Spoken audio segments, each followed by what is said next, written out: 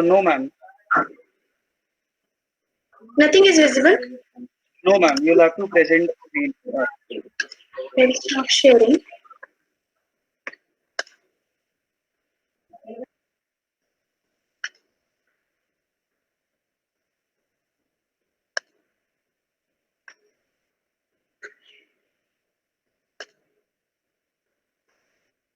Now, Yes, ma'am. It is visible now. okay. Yes, ma'am. So let us start with dynamic memory allocation. So whatever we have done so far, that will really help you in dynamic memory allocation. First, we need to understand the need of it. Why we need dynamic memory allocation? If we allocate memory statically in the beginning of the program, you never know how many variables you will be requiring, how many memory locations. So if it is not predetermined, then you can go for the dynamic memory allocation. So allocate the memory as and when required dynamically, that too at runtime. So runtime means as soon as that statement of allocation executed, your memory locations are reserved for said amount of memory. So this is very important and powerful concept in C programming, and we will see how to allocate it dynamically. So for that we need one library. That library is standard library std_lib. I'm going to add here. There all memory allocation functions are present, and we can use them as and when required. So when we allocate a memory dynamically, I told earlier the type of memory used here is heap. So randomly the memory locations are selected and they are assigned. So to before allocating any memory block, let us start with one simple variable. Say I take one floating point variable, and you know that as soon as it is declared, we have declared it, it is a static declaration. We can check that how many bytes, the number of bytes it is taking by using size of operator. Why we are doing this? We will relate it with the dynamic memory allocation. So size of x, let us check. It should give you the 4 bytes. So number of bytes reserved are 4. Now, if instead of floating point variable, if I take here one integer array, let's say x, and now this time we are going to check number of bytes taken by this array x. So how much it should be? If in my compiler integer is taking 4 bytes for one integer element, so it should give you size as 20. So let us check how much size it is taking. Yes, it is taking 20 bytes. So we are using a size of just to check out how much amount of memory is reserved, irrespective of whether it will be required really in future in your further program statements or not. So if we are not sure, we will go for the dynamic memory allocation. But for that, we need to introduce the concept of pointer. Reason is when you allocate memory dynamically, that allocation returns one address of the first element, and that is a address. That's why we need the pointer variable to hold that address. So if I take here one integer pointer, say asterisk p, and if you try to check its size, because it is a pointer variable, so number of bytes taken by pointer, if you check, so it will be something like this. Say I put here. So pointer variable, integer pointer variable will take 8 bytes, not because it is a normal variable. It is because it is a pointer variable, it is printing 8 bytes. And if you put here as size of asterisk p, it should print 4, because size of integer, normal integer variable is 4. So memory allocation, we will start with one function called malloc. We are going to understand here 4 different functions: malloc, calloc, realloc, and free. So first function we are introducing here, that is malloc. It stands for memory allocation.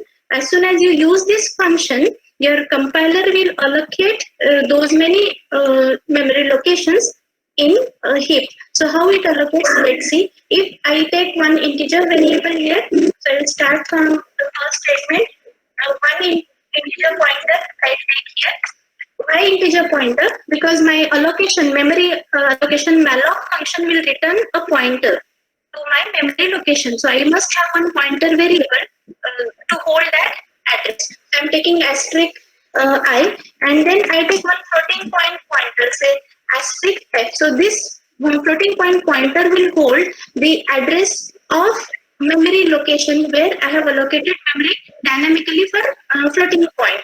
So let us allocate the memory using alloc. So syntax, I'll just type here statement that will show you syntax also. So I write like this: I equals to int asterisk. This must be cast type. We call it as a cast type of, like it is going to return a pointer.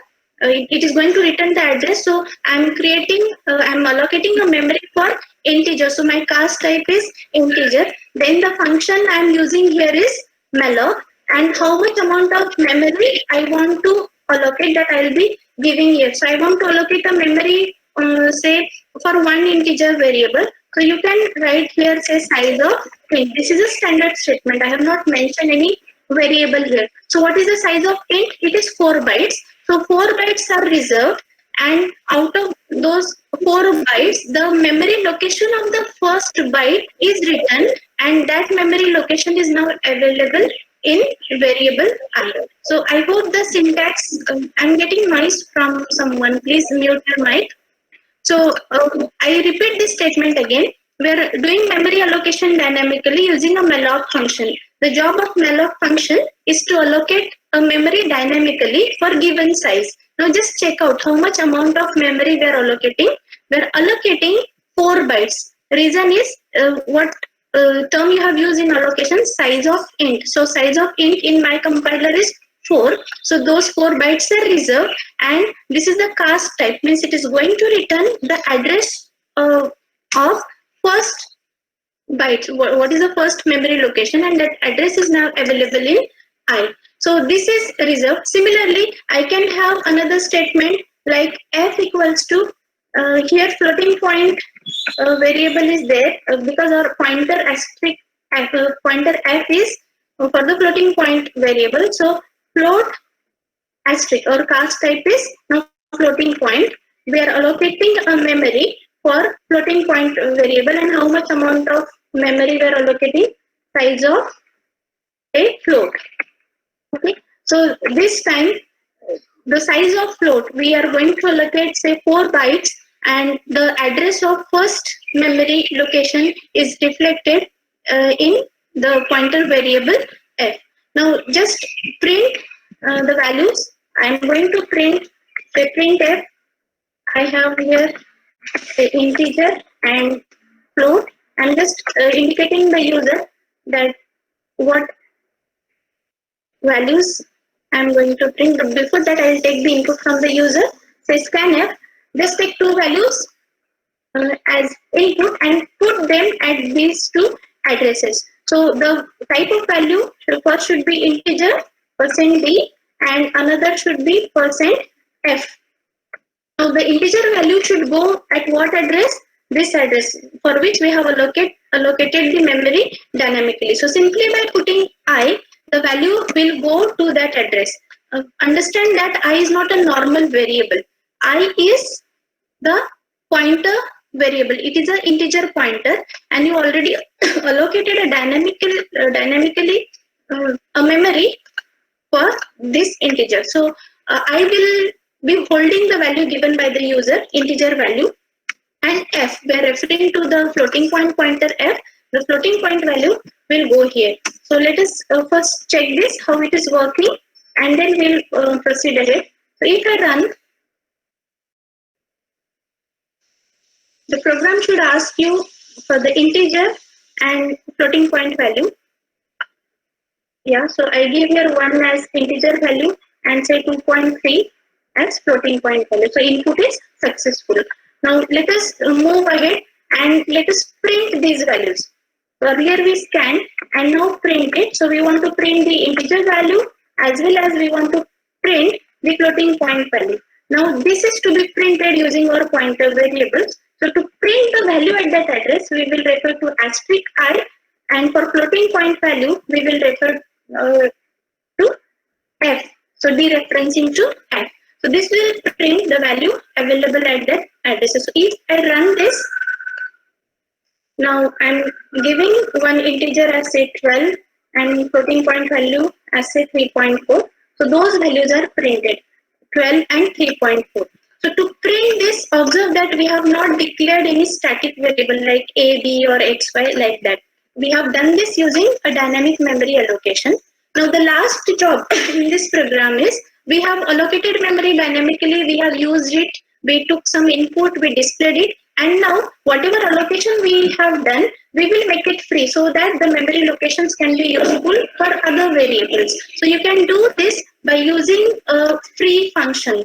It is called as free function. It means you are freeing up the memory block which you have allocated dynamically. Similarly, for for F also we can write free F. So executing these two statements, you are freeing up the memory which you allocated earlier dynamically. Now these memory locations are available for allocation by another programs or by another pointer variables. You cannot put here comma like in single statement free I comma F, that will not work. To free up the memory, you just put what memory you allocated dynamically in what pointer variable it is. So result of this you will not be able to observe here below, but it will free up inside the heap, inside a memory, and result will be same, like this is my integer variable and this is a floating point variable. So they are displayed, and after this compiler has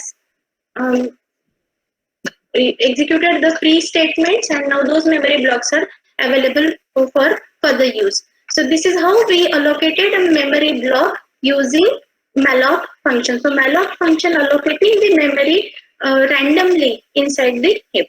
Now we will extend this program, or we will do some modification to this program using malloc, and we'll try to calculate something like the sum of n numbers entered by the user. So using dynamic memory allocation. So see how we are going to do this. Here we will not make use of any array because n numbers are there. You might be thinking we'll do it by array. There are different ways to do this program, but let us do it using dynamic memory allocation. So I take here one integer variable n, another variable sum to hold the result of our addition, and to iterate I need say one variable I. And now we'll take the integer variable. I'm taking here integer variable for integer. I'm taking the integer pointer to which will reflect our dynamic memory allocation. Now I want to add up number of elements. How many elements that will be reflected by a variable? And so just ask the user that how many elements we will be asking to the user, and then user will give it to n. So I'm taking input as a value for variable n. So number of elements are given by n. Now at this point it is clear to you कि कितने elements का आप addition करने जा रहे हो, sum up करने जा रहे हो. So it is not, this program is not using array. So if I say 50 elements, so where those 50 elements will go? So that we will all do using the dynamic memory allocation. So I'm putting here one statement, and I'm using my PTR variable because my dynamic memory allocation should go here. So address of first location will be represented by this PTR variable. Now we want to allocate the memory for n integers, remember, and this is the time to decide how many memory blocks to be allocated. So our memory allocation is for integer, hence the cast type will be integer because it will be returning address. It will be returning to the integer pointer, the address. And now malloc, we are going to allocate the memory dynamically, but how many memory blocks? They depend on the value of n. What is the nature of n? N is the integer value. So whatever is the size of int that we will multiply with n, that many number of bytes will be reserved by our malloc function. So can we do something like this? N is multiplied with size of int because n is the integer variable and size of int is say 4 bytes here and 4 multiplied with number of elements user wants. So this will ultimately give you total number of memory blocks allocated dynamically. So this is how we decided the number of elements. Now this is a time to take those elements input. So let us ask the user that enter the elements and user will be able to enter here. See, we don't have any other variable to take input those n number of elements. So see how we are going to do it. As n elements we are going to take, we should go for a loop. I starting from 0, I less than n and say I plus plus. And in this for loop, we will take the input and we will just sum it up in variable sum. So to take the input, our statement is scanf. But what to scan? We need to scan integer value %d. But at what location that value will go, that value should go to these addresses. Actually, PTR is indicating only first address.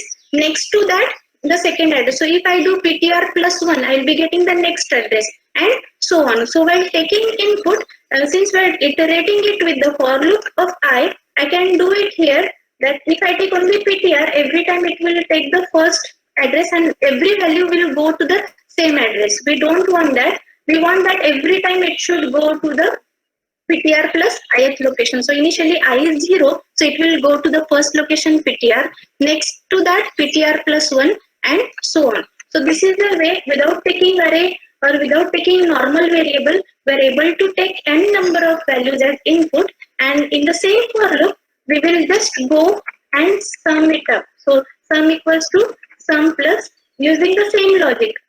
We had this logic earlier where dereferencing here to this pointer plus I. So every time you give the input, that input is added to the previous value of sum and your sum is available at them. So here we can print the sum or sum must be the integer value and here I'm putting the value of. Now all your job is done. See what you have done so far. You took one pointer variable. You ask the user how many elements user want for sum. Say n. Accordingly, you allocated number of blocks. So n into size of integer because n is integer. Then you ask the user how many elements. The number of elements, and those elements are entered by this scanf statement, and parallelly you sum it up. Addition is taking place here. And addition you have displayed also. The last job is just free of that memory once your job is done. So our memory is represented by the pointer variable PTR. We'll just free it up by typing free PTR. Now that those memory locations are available for further use by other programs. So let us check what is happening. So how many elements? Say I give 4 elements. Let us enter. I'm giving a small sequence of elements and for the manual check, you can check that the manual sum is 10. Same program we did earlier, but that time we used array and that was the static declaration, right? This is a dynamic declaration. You used it, you perform your job and आपने वो memory location free कर दिया so that it is not occupied permanently. If you use array, just like earlier thing we have done with array, so it is completely restricted to array. Those memory locations are now fixed. They will be used by array X. So this program is demonstrating how we can allocate a memory using malloc. Now let us move to the next function called as calloc. There is a small change in malloc and calloc. Calloc will also allocate the memory dynamically. But the difference is calloc will allocate the locations, contiguous memory locations like one after other. In malloc it doesn't happen. And second difference is calloc will initialize the elements to 0. That initialization is not taking place with malloc. So these 2 points you have to remember in case of calloc. So just like array elements are consecutive, in that case same representation if you want using dynamic memory allocation, you can go for the calloc. So contiguous memory locations will be allocated using calloc. Now, what we will do with calloc is we'll again try to perform this sum, but the syntax of allocating memory locations using calloc is little different. That say if I want to allocate memory dynamically using calloc function, so I should put here calloc as a memory function, and here for how many elements, say n are the elements and size of 8. This is the only difference in syntax. Earlier we gave the expression in different way. Output will be same, like we allocated here dynamically, same. In similar way, we are going to take the input, we are going to perform the sum, and at the end we are freeing up the memory also. Only difference you will observe here that all these memory locations and a number of locations are contiguous, right? They are one after another, which was not there in malloc. Okay. If you run this, you will get the same, like I give same input just to verify 1, 2, 3, 4, and this is how the sum is taking place. You will not observe the difference in the result, but it is the difference is notable here at the back end with respect to memory. So when heap is managed for calloc, you will consecutively get the memory locations. The last type of allocation here is yeah. Ma'am, Harshal was asking, can we create 2D matrix using malloc, and how can we access those elements also? Yeah, you can create two-dimensional matrix as well with calloc, and syntax I will have to see. I will get back to Harshal after looking at the syntax. Okay? But we can get the two-dimensional matrix. In chat, I have produced that syntax. I have given. So there are 2-3 types of syntax available as per the need how we work with the calloc. Yeah, the last type of function with memory allocation is realloc. Its purpose is slightly different. Realloc will operate in a case when you need to modify your earlier memory allocation. Like in earlier case, we allocated say these many number of bytes. For example, 20 bytes we allocated. But while working ahead in a program, we feel that we should have 40 bytes. So you need to restructure that allocation. So realloc will help you. Either you can increment the number of bytes you have allocated, or you can decrement the number of bytes. So for that, where you have like I put here realloc is a say function to reallocate the memory, but realloc means it is already allocated and that pointer you must have. So that pointer is ptr, assuming that malloc or calloc has happened earlier just before this statement, and now this ptr we are going to modify, this allocation we are going to modify. So how much amount you want here, like I want here size of int multiplied with 3 for example. So this is my new allocation. In earlier allocation, I multiplied n with size of int. So that was my different allocation. And now I'm reallocating here to the new size. So this is the job of realloc function. It will reallocate the memory. Either you can increase it or decrease it. So again, at the end, once you have done with your job, you can free up that amount of memory with a free function. Okay, so these 4 functions are important. Now it is up to you that for what application you are using it, or in what way you are using it. So examples we have seen so far, I have taken very simple examples, keeping in mind that there is a mix of students. Now to explore how to explore and what type of sums you can solve using dynamic memory allocation function, like for linked list how you can use it, or for small project how you can use the concept of pointer and dynamic memory allocation. So if you are a good programmer, definitely your choice will be a dynamic memory allocation, even if it is a simple task like addition of 2 numbers, or like summing of the elements, sequence of elements. So at the end, I would like to give you one challenge, very small challenge, that all the students will be doing this challenge. Like you take the text as input through your program, that too through dynamic memory allocation.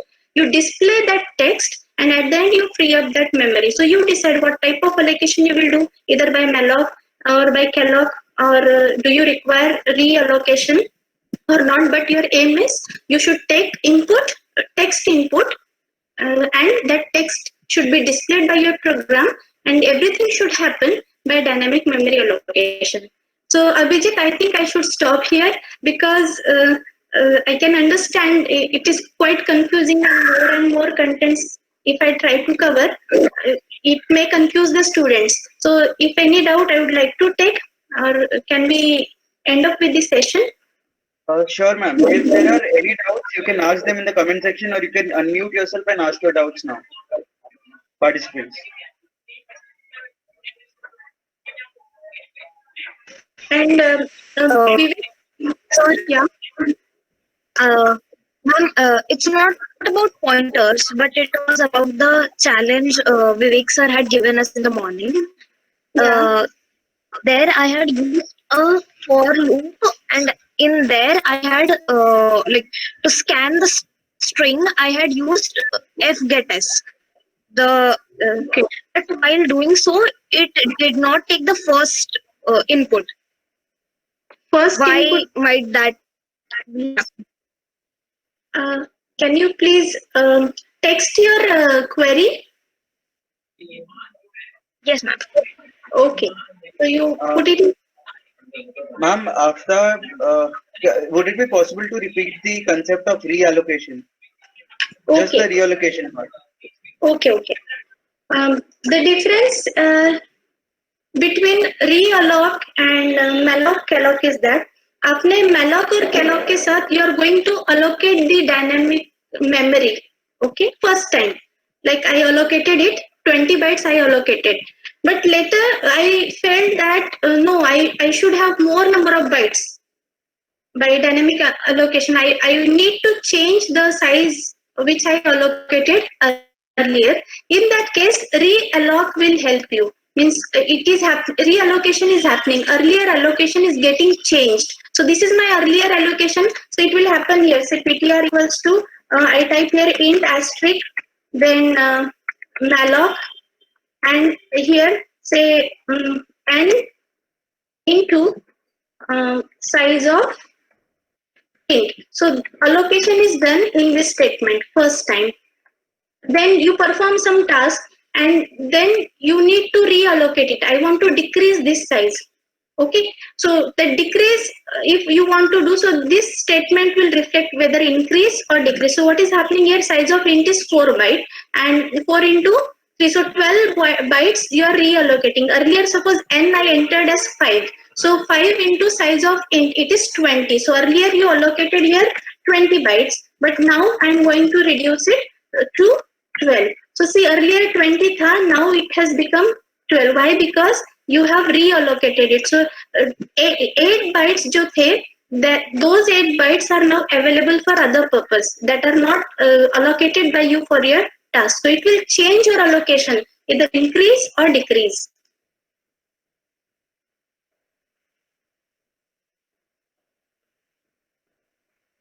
Is it okay, Abhijit? Yes, ma'am. Ma'am, Harshal was asking, can you explain double pointers? Oh, yeah. I forgot that actually. There is a concept of double pointers, and double pointers comes in picture when you need to maintain pointer to a pointer. So usually when we go for such declaration, it is a pointer variable. Okay, and if I have a variable like a, and you do something like this, a equals to address, sorry, p equals to address of a. Now, what about the address of this pointer variable? If I want to hold it and then I want to operate upon it, so that will be that is not possible by a simple pointer variable. For that, I should go for the concept of pointer to pointer, and here I take another declaration that asterisk PTR. Now see the difference. This is a pointer variable, and this is a pointer to pointer variable. And the purpose of this PTR is to hold the address of pointer variable. So what we can do is PTR equals to we can hold the address of pointer variable, and the address of pointer p is given by and p. So this is how we can work with it. Like I take now a small example. For example, int x, a normal variable I am taking and assigning some value 10 to that variable. And now let us take our pointers like asterisk p and asterisk ptr. So these two declarations are different. P is our normal pointer variable and this is pointer to pointer. Now the assignment is very simple. I have in pointer variable p address of x, and in ptr we hold the address of p, just like we have done in previous statement. So pointer to pointer we hold in ptr, and everything now we'll try to print using ptr. So just check what is getting printed. So if I print %p, the address or first we'll go printing the value. What is the value available at that address? The value is 10. 10 should get printed. So let me check. The value 10 is printed. Now let us try to access the pointer to pointer variable. So if I print the value using pointer to pointer, so it is %d, and now I want to access the value using pointer to pointer. So if you print like this asterisk ptr, it means that you are going to access the value available at this address ptr. But value available at this address is itself the address, and this statement will become wrong because you have put your %d, and that is not compatible with asterisk ptr. Asterisk ptr will give you address. But if I put here asterisk ptr, it will give me the value available at that address which ptr holds. So asterisk ptr is a double pointer now. Now let us check. It should print 10. There is no /n, so it will print 10 for out of first printf statement, and it is out of second printf statement. So this is the way we make use of dereferencing with pointer to pointer. Now what will get printed if I have printf %p, and now here I print asterisk ptr. So ptr, you know that it is the pointer to pointer. So content at that pointer to pointer is what? Address of pointer. So that's why I mentioned here %p. So it should print the address of p, and we should compare it. That 10, 10, these are the first two statements, and this is the address of p. Just to differentiate, I'll put here /n, and now let us compare it with what is the address of p by simply typing and %p. So this will give us address of p, and last statement will confirm whether it is that correct address or not. So let us run this. Something when semicolon is missing here.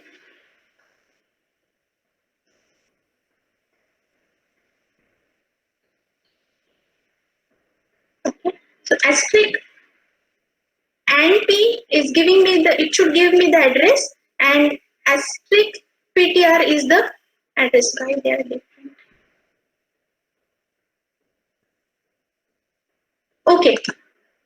Okay, I'll see. Now I'll take here printf.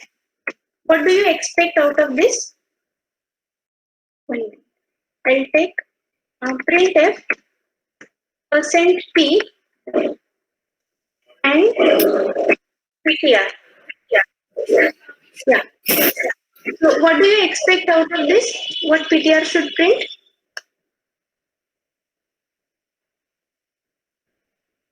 Yeah. Now this is the address of ptr, means pointer to pointer variable. Just above that, if I print